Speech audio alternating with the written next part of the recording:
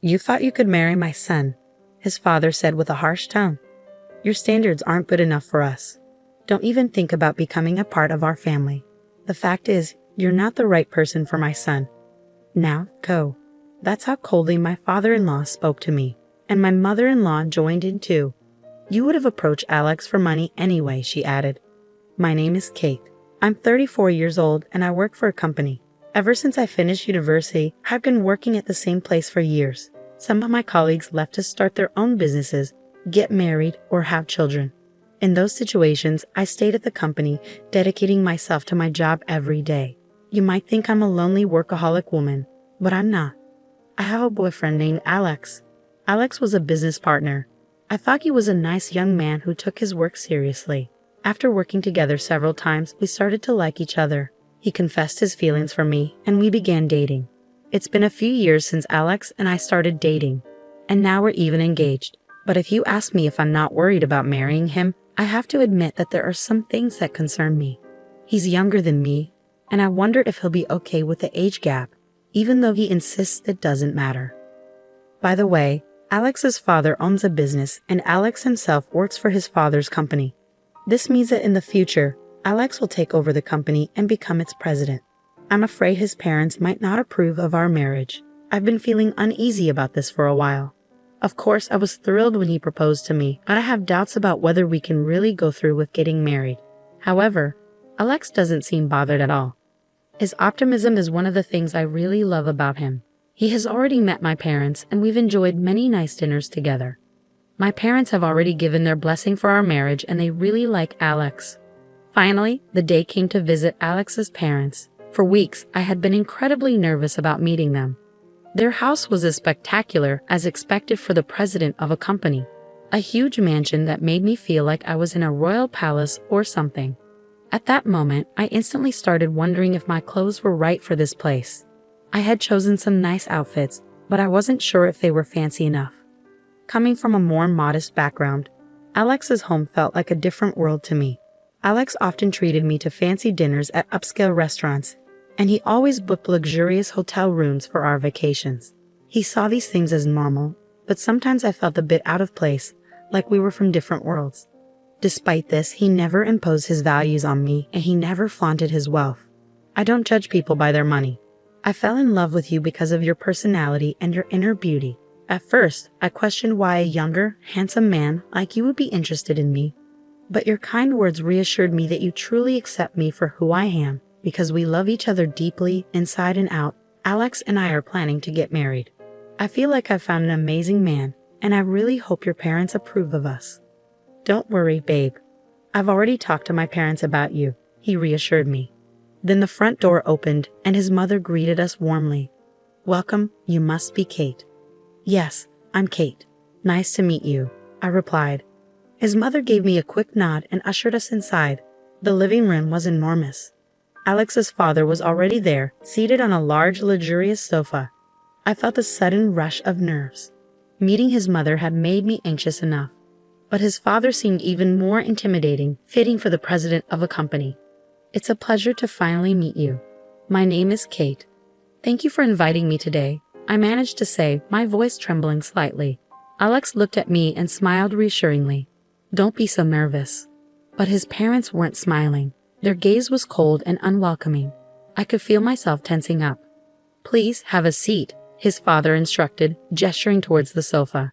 The atmosphere felt tense, almost like a formal interview. Well, I started nervously, but his father interrupted me as soon as I sat down. No, he said abruptly, and his mother nodded in agreement. Hey Mom, Dad, what's going on? Why are you saying no? That's really rude. Alex interjected, clearly upset and trying to defend me. But his parents appeared unmoved, ignoring his protest. How old are you anyway? You look quite old, his mother bluntly remarked. I'm 34, I replied, trying to keep calm. Goodness, you're 6 years older than Alex. How can we accept Alex marrying someone so much older? His mother continued. And besides, it might be too late for you to have children, isn't it? We want someone who can give us grandchildren. Personally, I think Alex should marry a younger woman, younger than him, she added, her voice cold and dismissive. I had expected them to bring up my age. And you're still single at your age. It makes me wonder if there's something wrong with you. Maybe you're too picky or have a difficult personality, his mother concluded. Mom, what are you saying? Kate is an amazing person with a great personality. Alex defended me once more. Then why haven't you been married before? His mother's sharp question pierced the air. Excuse me, I said firmly, feeling compelled to explain. I know I'm a bit older to be getting married now, but I love my job and I've always wanted to focus on my career. That's why I didn't get married until now. It wasn't until I met Alex that I realized I wanted to settle down. I felt overwhelmed by the pressure from his parents. Despite my efforts to explain, their attitude remained unchanged. Shouldn't you be working harder? Your company isn't that big. Even if you work diligently and get promoted, the pay must be quite modest, isn't it? His father criticized. I think you should consider making yourself more attractive as a woman. Maybe some cosmetic enhancements could help, his mother added bluntly. Honey, that's too direct. Alex interjected, trying to soften the mood, but his parents chuckled dismissively. I was shocked and hurt, unsure of how to respond to their harsh comments.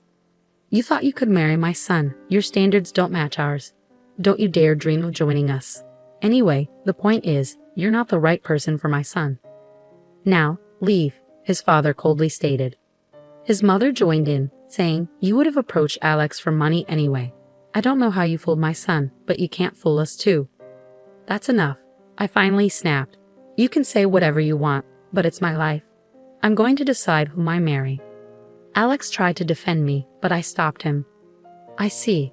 I understand your feelings, but it's incredibly rude of you to say such hurtful things to me, especially since we just met, I declared firmly. I don't care about wealth. It's not important to me, but if I were to become rich, I definitely wouldn't want to be like you. With that, I stood up. We don't need to continue this conversation, I said, walking out of their house. You've got to be kidding me. Don't you dare insult us, you beggar. We'll never allow you to marry my son. I don't want to be related to people like you anyway, his father shouted after me. Ignoring his words, I left in frustration. Kate, I'm sorry. I never expected my parents to say something like that. It was really hurtful. Alex apologized earnestly. But maybe this is a blessing in disguise. Getting married under those circumstances would have been even more stressful. Anyway, I'm cutting ties with him. I won't be taking over my dad's company and I'll be resigning from that job too. Don't rush into such big decisions, I cautioned him. I'm not rushing. I truly love you, Kate. We didn't get together for money, so leaving the family home shouldn't be a problem, Alex assured me. Well, that's true, but let's go to your parents' house and talk to them, Alex suggested, holding my hand as we walked. My parents were surprised by our unexpected visit but welcomed us warmly. Over tea, we explained what had transpired. My father listened quietly. Alex, your father's company is Space C, correct? And his name is Patrick Smith, my father suddenly asked. Yes, but why do you ask? Alex responded, puzzled. I see. Just as I thought. How about we go visit your parents right now? My father suggested. Dad, what's going on? Because they said they wanted to see her face, didn't they? Let's go show them a face, then, my father said firmly. My father wasn't one to usually stir up trouble, so I was taken aback, but he seemed resolute. We had no choice but to go along with him. So we found ourselves back at Alex's parents' house once more. This time, it was Alex's father who answered the door, not his mother. You again. I won't forgive you, no matter how many times you come back, Alex's father said sternly. Whose daughter do you think you were speaking to, Patrick? My father retorted, raising an eyebrow.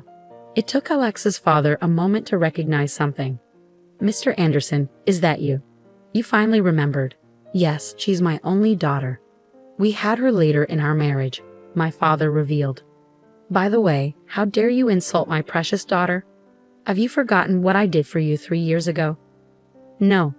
You see, when you were arrested for smoking, drinking, and even caught shoplifting, I covered for you and gave you the chance to turn your life around, didn't I? I did everything I could to help you get a decent job. Didn't I teach you that no one can succeed alone and we all need to support each other? And yet, as soon as your company became successful, you forgot all that, didn't you? Hi. I apologize for that. Alex's father suddenly appeared vulnerable, a stark change from his earlier demeanor. If you aspire to be a company president, you need to treat people with compassion. thinking you're superior just because you've achieved success. Aren't you looking down on others unfairly? Well, Alex began to respond, but his father seemed determined to make his point. Oh, so now? Alex attempted to continue, but his father cut him off. My boss always says he's stressed to the point of stomachaches. Dad, are you bullying him? Alex challenged. What do you mean? I'm simply pushing him to excel. Alex's father retorted, growing defensive. Just when I thought you were finally seeing the bigger picture, you revert to your old ways. You're really difficult to deal with, Patrick. Alex expressed frustration. First of all, apologize to my daughter before you insult her, my father interjected firmly. Yes, I am sorry, Kate. Alex's father apologized, lowering his head to me. It seems the master-slave relationship ingrained in our minds since school days is hard to change. I reflected silently. Honey, you should apologize to her too.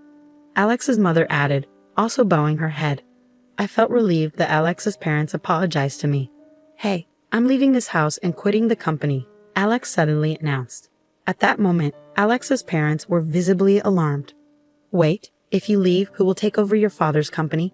You're our only hope, they exclaimed. I'm tired of being controlled by you and everything. I'm going to start my own company and see how far I can go on my own. And I'll marry Kate, as I promised. Thank you for everything, Alex said firmly, bowing his head as he bid farewell to his parents. They were stunned, their faces turning pale, but we left them behind nonetheless. My father had been a high school teacher until he retired. I had no idea that Alex's father had once been one of his students. Curious, I looked up the company Alex worked for on their website, and there was Patrick's picture. At first, I was proud to see that one of my former students had achieved so much, my father reflected. But it's easy to get caught up in wealth and lose sight of what truly matters. My father had always been firm on these principles. Eventually, Alex did indeed leave his job and ventured into starting his own business.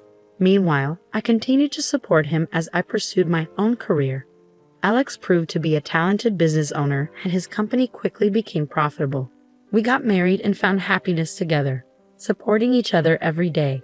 Meanwhile, my father-in-law faced legal issues due to accusations of mistreatment by his employees. This caused the company's stock price to drop, leading to his removal as president.